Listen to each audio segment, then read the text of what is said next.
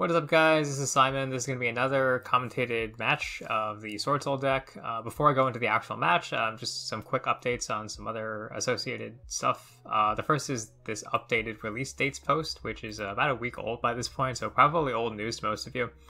But basically, we're going to get some sets a little sooner and some a little later. So notably, Burst of Destiny got pushed back a bit. It's not coming out in November, so this is going to be delayed a bit. And then also, very notably, Synchro Storm got moved up from January back to the end of October. So now the biggest impact for us is that we will have Baroness in our Swordsoul decks, which is pretty huge. I think the deck still would have done perfectly fine without it, but now we won't ever have to find that out because now we'll be able to just play with Baroness. So definitely a buff to this deck. Synchro Storm is going to be pretty cool. It's going to have like new Lyrilisk stuff, which is also neat. A lot of stuff to look forward to here. We have reprints, we have a ban list potentially in October, we have Burst of Destiny, of course, and then we have a couple other cool sets. So not too much to talk about apart from that. Pretty straightforward stuff. So with that in mind, I wanted to cover some deck lists. So some brief updates. The most obvious is that Baroness is now going to be in all of these lists because now we will actually have this card on release, so it makes more sense to actually test with this. So I've been playing one in most of these lists. I know that some OCG lists are playing two Baroness. I haven't really had it come up for me personally. But you could definitely cut one of these like utility cards to make room for a second Baroness. I think it's pretty straightforward. There was already a pretty good amount of flex in your extra deck, and so I feel like it's pretty easy to find space for this card. So this is going to be a staple in pretty much every Swordsoul list. It's just a fantastic card. And then the other thing I wanted to talk about are some changes to some ratios. So the most significant one, I think, is how many copies of Taya you play in the main deck. And this is something I've been talking about with some friends for quite a bit of time. Shout out to Lundrady in particular for talking about this.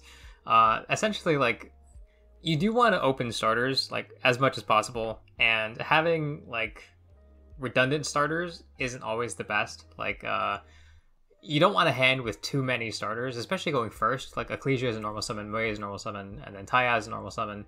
And you don't want to open, like, too many of these, or else it's quite bad for you. And I found out that what ended up happening was that Taya ended up being kind of a card where whenever you hard opened him, he wasn't actually very good. He's kind of a liability in your opening hand a lot of the times. And if you actually, like, chart a lot of test hands, and you try to see, you know, how useful is opening Taya in this hand, I found that a lot of the time it wasn't actually that strong. So that was my issue with this card, is that, like, opening 3 is, like, in theory, you see more starters, but Taya is only ever a starter with the Rhoda. And so if you have the Rhoda to just grab Taya when you need him, then actually hard opening Taya becomes not that fantastic, and there's very few situations where it actually is fantastic. So I did a bunch of test stands, and the short story is that I ended up cutting them down to 2 in a lot of builds. I think you could theoretically even go down to 1, but there are reasons against that. Especially if you play Desires, I feel like 2 is fine.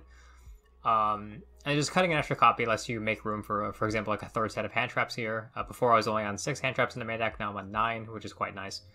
So stuff like that. So this is an example. And then also Sudden Shift, I think very similar philosophy. You know, opening the extra copy is nice if you can get something else off your Chishao.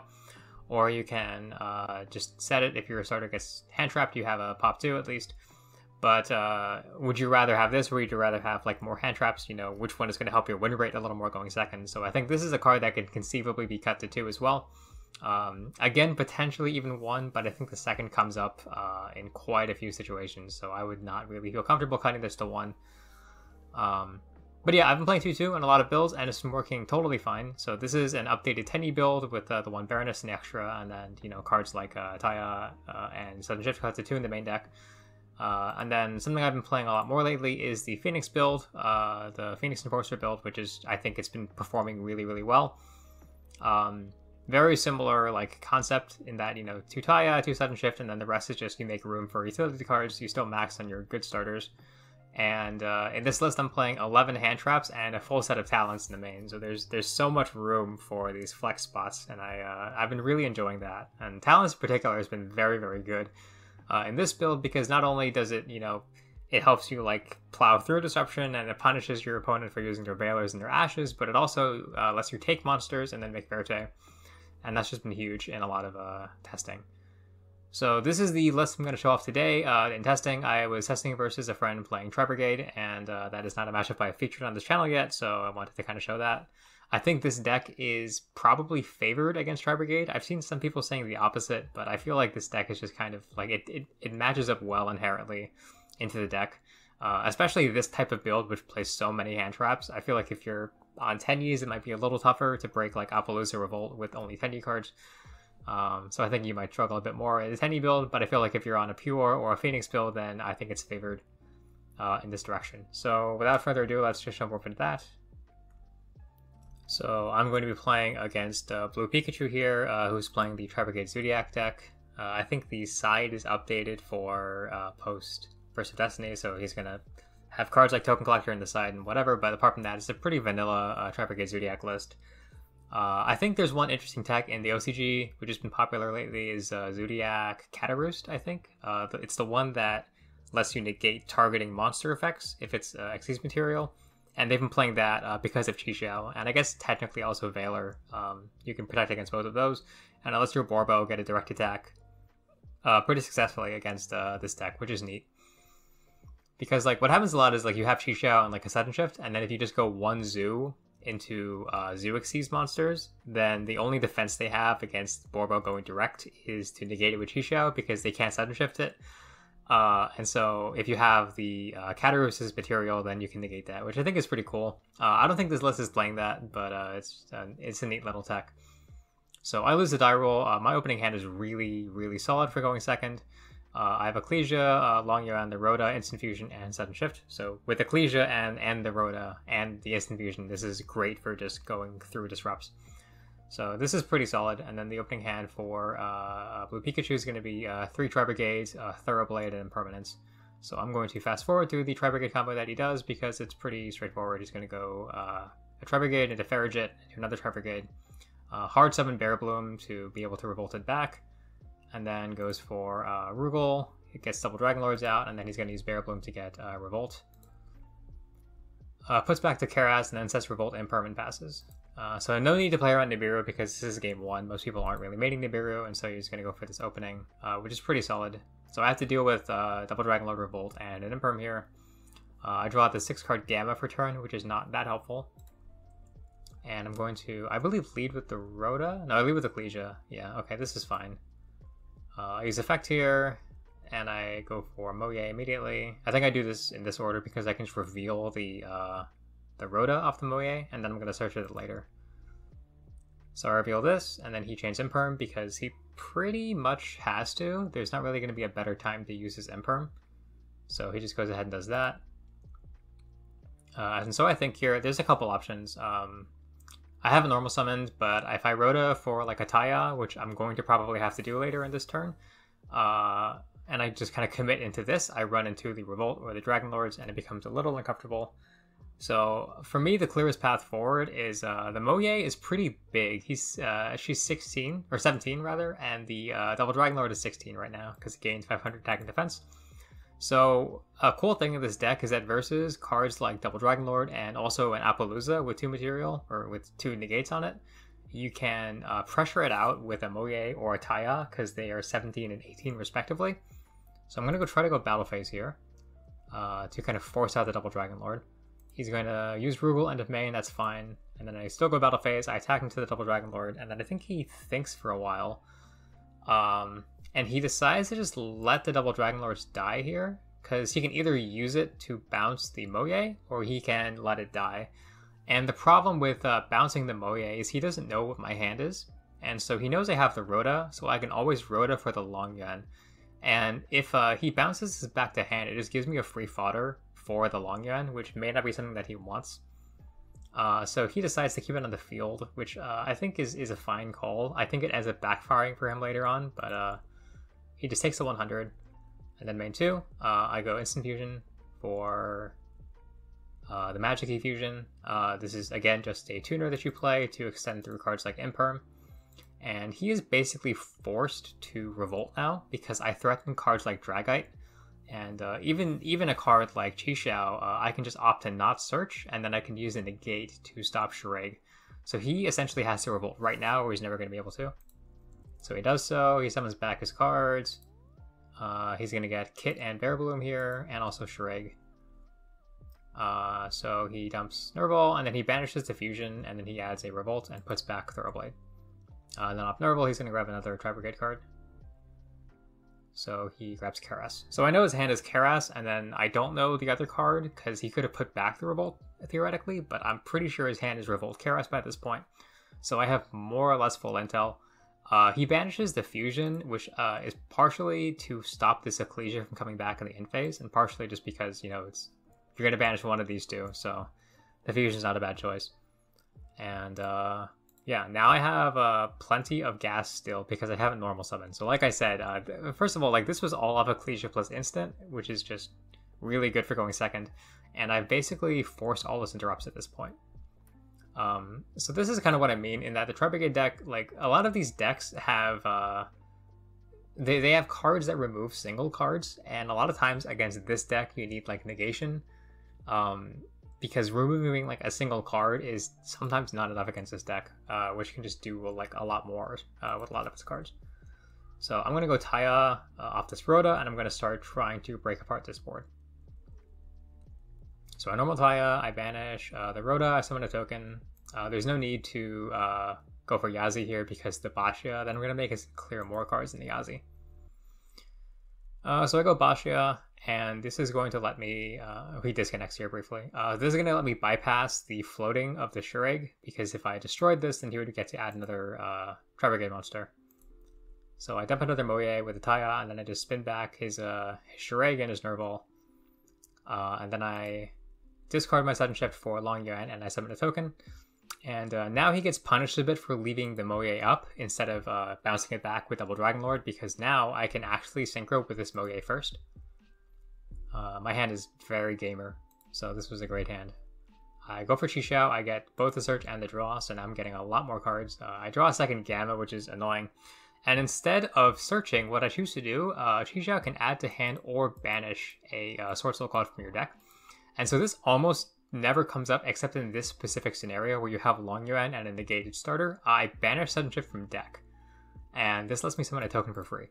So this is going to let me get to Xiao and the Long Yuan, and if he hadn't left the Moye up, I would have not have been able to go for this Xiao, or I would have just had this Baroness. So hard to say in retrospect, but I think the call was fine at the time. Now I'm going to really just punish him for it though by ending on Xiao plus Baroness. Baroness has an effect that pops one card on the field per turn, so I'm going to just destroy his Rugal for free and pass turn. So now I'm in a pretty dominating position. I know that his hand is Karas Revolt, and he has a top deck here. He's going to draw a Gamma of his own. So he's going to set Revolt and pass because there's no point summoning his Karas. It's just going to get negated or destroyed. In my standby phase, I don't tag out because I still have a live negate on this Baroness, and then I do a really stupid play here where I try to pop his Revolt, he chains it, and then I chain to negate the Revolt, which just walks into Gamma for absolutely no reason. So I should have just not done this. I could have just let the Shreg hit the field and then negate with Xiao, and that would have been infinitely better. I didn't even need to use the pop on this Revolt because I was pretty sure this card was a Revolt from the last turn. So this is probably the worst way for me to play this turn out, and I just walked into it for no reason. So yeah, so I lose the Baroness, and then he's going to get both the Gamma and the Driver, and then also go into another Shreg. So he's going to summon Shreg here. He's going to get a lot of effects. I'm going to negate the Shreg with the Xiao because I have to. He's going to grab Kit off Nerval, and then he's going to grab another Revolt. And he's going to put back either Karas or Kit. So yeah, I say in chat, I know two of Kit, Karas, and Revolt. Keeping track of your opponent's cards is very important. So importantly, I know that he doesn't have a hand trap, so I'm going to just try to pop off here. So I pop Basha to revive Taya. If I had kept Basha on the field, I would have had to pop this Rhoda, and I did not want to do that. So I go Taya, I summon another token by banishing a sudden shift, and I get another token. And he asks if I play the second Basha, and of course I do, because I think this card comes up in a lot of scenarios. The second Basha to just spin and invalidate a lot of floating. Like, this is the second time I put Shreg back to extra deck, so he hasn't been able to get any advantage off of that, which is like really good for me. And then I summon the extra token off a sudden shift on purpose because now I can pop the token and revive the Moye in Grave. I think, oh yeah, I revive Ecclesia because I just want to go through another Moye in deck to kind of deck that a bit. it's not really that important. I'm in a pretty dominating position at this point already. And because I managed to keep the Rhoda in hand now, I can just reveal it for the Moge. Go into another level 8. I think I go for Dragite here. Yeah, I go for Dragite. I draw a card. It happens to be Fusion Destiny, so I just slam Fusion Destiny. And then I'm going to set the Rhoda and just go Battle Phase, and I can pop the Driver in the Battle Phase, and that's game. So, yeah, very, very strong showing of how you can kind of just tear apart these Tri-Brigade boards if you open, like, decently enough. And I think if you open just cards like Ecclesia, you can start breaking these boards with just Engine alone. And, yeah, that's an example of how this matchup can go.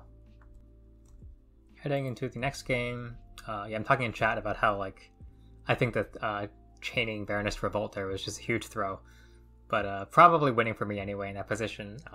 But yeah, game 2, he's going to have a starting kind of foolish, tanky Kit, Tactics, and Ash, so pretty solid. The Tactics is good here.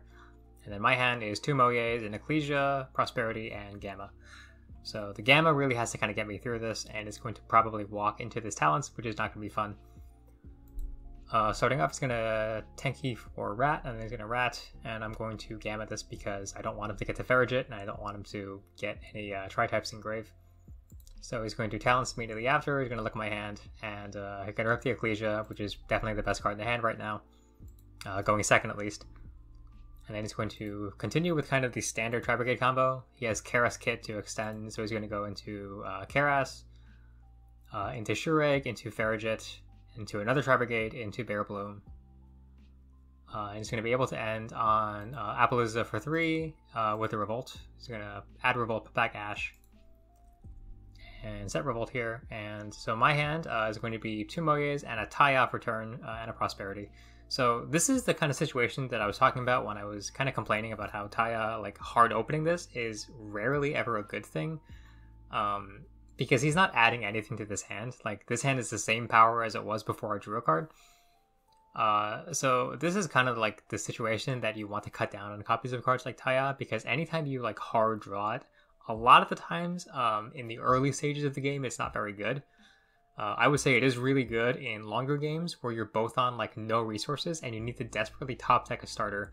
Taya is much better in those scenarios than Moye is. But in early game scenarios like this one, he's kind of a liability. And I have 3 normal summons in this hand and basically nothing to show for it. So it's going to be a little rough trying to play through Appaloosa Revolt. I'm going to start with the Prosperity. I'm going to banish 6. By the way, if you want to know what my banishes were in this game, I think I banished... every time you don't open Instant Fusion, you banish the Magic Key Tuner. And then I get rid of the Zeus package because I realistically don't see myself Zeusing in this game at all. I banish Verte because I don't see that coming up either. I banish the Ruddy Rose because he's already kind of got Revolt set up, and I doubt this is going to come in handy. And then I banish, this is usually either Draco Berserker or like a Dragite or Second Bashia or Yazi. Any one of those, honestly. It's like, you can banish most of your extra deck. So I activate 6, I hit both Ecclesia and Storm, which is pretty good. And I have a realistic choice here of either Ecclesia or Storm, because they both have kind of their benefits. Because I can go Special Ecclesia, normal like a starter, and then I can try to go off of that. But I think either one is going to be a bit of a problem for me, because if I add Storm here, and I Storm the Appaloosa, I only have a normal summon left, and then the normal summon can't play through the Revolt, because there's no extension. So he's going to just Revolt, and he's going to kill me next turn.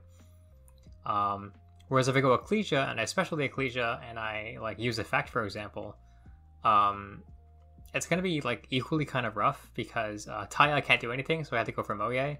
And then if he banishes the Moye, I don't have this Taya in hand live either.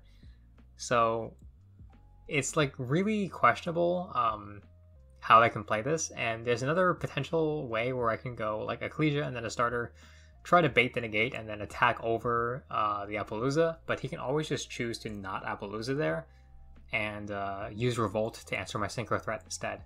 And then I have no way to actually beat over this Appaloosa, and it's trouble. So I think I choose to get the Storm, and I think my only win condition is I have to kill both Appaloosa and Shureg with Storm and just hope I survive, which is never really happening. So I don't storm right away because my hand of 3 normal summons isn't going to beat either Shurigo or Appaloosa, so I have to kind of play into it. So I go Moge first. He doesn't negate because if he negates, then I can just go battle phase and he has to revolt anyway. So he's going to revolt here. He's going to Shreg, banish the Moge. I summon the token and attack because the idea is I want to crash this. And then main phase 2 I can storm. And I end up just forfeiting because I'm going to take 2400 from crashing this token. And then next turn he has Kit into just his full combo again. And he's going to be able to pretty effortlessly kill me. So I think I just scoop here. And yeah, me complaining about tie off return in chat. It's just like, I think if that tile was basically any other like extension, like the Rhoda or like the Long Yuan or Fusion Destiny, then I actually pretty easily break that board there. But because it was a starter, I couldn't. So yeah, that was game 2. Heading to the final game, which I think is a little more straightforward. Yeah, I opened Dasher. This card is glued to your hand, by the way. This card is like, I don't know. There's something about Dasher that just kind of sticks into your hand like a magnet. And Celestial like behaves. Celestial like stays in the deck like a good boy. But Dasher is like the driver of this deck. Like they hang out in your hand so much, and it's just terrible. But this hand is Dasher, Talents, Moye, Taya, and Prosperity. So the Taya is like marginally useful here. The argument for like playing 3 copies of Taya is that he's still a name to reveal for your Moye, and he's still a name to discard off your Long Yuan. But there's so many other cards that can also accomplish the same thing. And his utility as just a name is not like necessarily good enough of a reason to play him at 3 copies. And then Blue Pikachu's hand is going to be Foolish, Talents again, 2 Normal, and a Token Collector. So this card is normally very, very good. And we're going to have to see how that goes here. So I go Prosperity first. Banish 6 again. It's turn 1, so I banished my Zeus package. I banished the second Basha and some Synchros I don't think I'm going to need. And I hit... I don't hit Fusion Destiny off of the Excavate, but I do hit a Long Yuan. And so my choices are either the Long Yuan or the Sudden Shift, and I think I opt to get the Long Yuan. So yeah, I'm going to go Moge after this. And I should be able to go for Chixiao plus Baroness. So I go Moge, I reveal the Long Yuan that I just added, I summon a token, and then he's going to drop Token Collector on me. So yeah, so normally this is very irritating, but my hand is great against it. I'm going to be able to Talents, take this Collector, and then I can link off both into Verte. And now because he's already used the effective Collector to summon itself this turn, he can't use it again the same turn. So I can go Long Yuan, pitching the Taya, I can summon a token freely, and then I can go straight into Baroness off this. So this is pretty hand intensive, but this does pretty easily play through this Collector, which is great for me. And then this Baroness is going to just be a great negate. He's going to take 1200 from this Long Yuan, and then if he somehow has some negate for this Verte, I would be able to protect him with this Baroness. So I go for Verte, I take the Fusion Destiny, I mill that. I send Celestial, and then I fuse with the Dash from my hand, I summon my Enforcer, and then I pass turn. So he draws another Collector for turn. He's going to go Foolish for Kit, and he's going to continue with some Tri-Brigade stuff.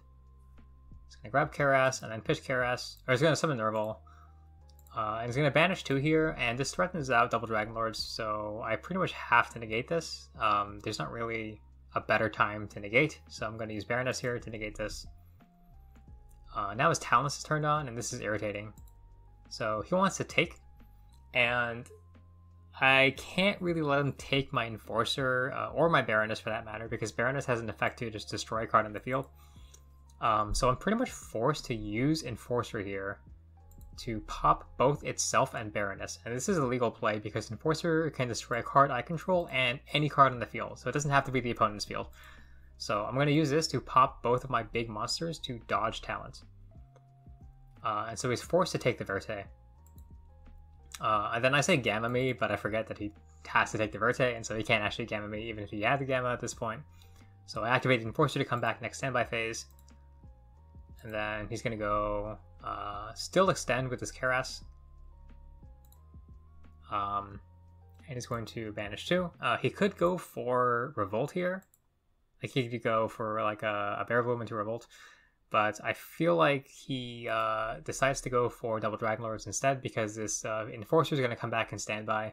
And Enforcer trades decently well into Revolt. It can like force it out. So it doesn't see much of a point in that. I think it still could have been the better play to go for like Rugal Revolt with this hand.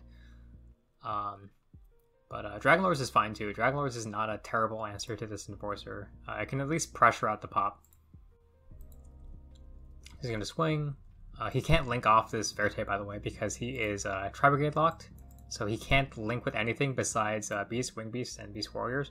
So if you're wondering why he didn't go like Barrel with Appaloosa with the Verte, it's because he can't. So yeah, he gives back the Verte in end phase, and he's going to pass on this double Dragon Lords with the Token Collector. And this is normally a pretty good spot to be in versus Swordsoul, but I have the Enforcer rolling already. So this is going to put in a lot of work starting now. So I draw Imperm, I set the Imperm. This is to make my Celestial live. And then I draw to its Celestial. And I draw into Moye and a Talents. So this is okay. This is not really that great. I'm going to, I think, normal summon the Moye and then go battle phase. He's going to Dragon Lords, sending the Karas, trying to bounce the Enforcer. I can just chain Enforcer here. And Enforcer is going to be ridiculously annoying to get rid of. So I use Enforcer, I clear itself and the double Dragon Lords, and then I activate the effect to come back. And then I poke with my Moye and my Verte. I get the Enforcer back in standby phase. He draws a Rat, and there's just nothing he can do here. There's like, the Token Collector is like there, he has another one in hand, and I'm just not winning with Swordsoul cards because I don't have to. This Enforcer is basically what made this game winnable. And he can't go for Zeus here because I'm just going to pop it. So he dumps Storyblade, I just pop the Rat immediately because there's no point letting him get more materials in grave. And yeah, he just missed defeat. And yeah, I mean, like I say in chat here in a second, this game was unwinnable without Phoenix Enforcer because, like, if I don't have Phoenix Enforcer, you know, I can deal with the Token Collector, but I can't deal with it every turn. And he had the out for the Baroness with that Talents play. So Phoenix Enforcer really just putting in a ton of work in this game in particular. And I feel like this is definitely a strength of this build against Tri-Brigade, which, like, staples do really well against Tri-Brigade, and I feel like this is a good example of that. So yeah, that's going to be it for this game. Just one match today because I had the intro section. I didn't want to go too long with this video.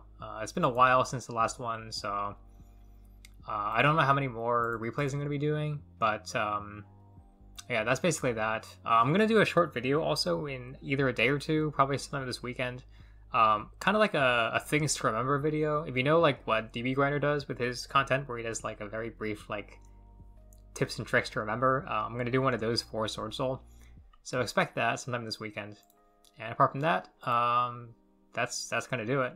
Leave a like and a comment if you enjoyed.